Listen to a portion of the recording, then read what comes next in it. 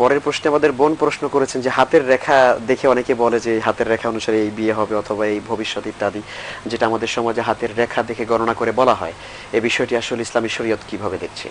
হাতের রেখা নিয়ে গবেষণা করা বা হাতের রেখা দিয়ে বের করা কোনো কিছু ইসলামী শরীয়ত পারমিট করে না।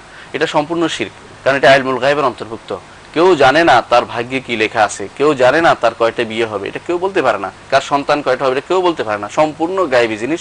এই বিষয়ে কেউ যদি বলে হাতের রেখা দেখে যে তোমার ভাগ্য ভালো, তুমি বিদেশ যাচ্ছ, বা তোমার সন্তান হবে, বা তোমার বিয়ে এতটুকু হবে, বা তোমার অচিরেই বিয়ে হবে, এই জাতীয় কিছু যে কখনো জায়েজ নেই। রাসূলুল্লাহ সাল্লাল্লাহু আলাইহি ওয়াসাল্লাম বলেছেন যে মান আতা কাহিনান লাম ইউকবাল লাহু সালাতু 40 ইয়াওমান, 40 দিন কোন কাহিনের কাছে যারা হাতের রেখা গণে বা কোনো কিছু জানতে চেষ্টা করে, গণক যারা তাদের কাছে আসে যাবে, তার 40 দিন কোনো ইবাদত কবুল হবে না। এইটা হলো শুধু কবুল না, যাওয়াটার ব্যাপারটা। আর ফাসাদ্দাকু, হাদিসে আবার আসছে ফাসাদ্দাকাহু বিমা ক্বাল ফাকাদ কাফারা বিমা উনজিলা আলা মুহাম্মাদিন সাল্লাল্লাহু আলাইহি ওয়াসাল্লাম।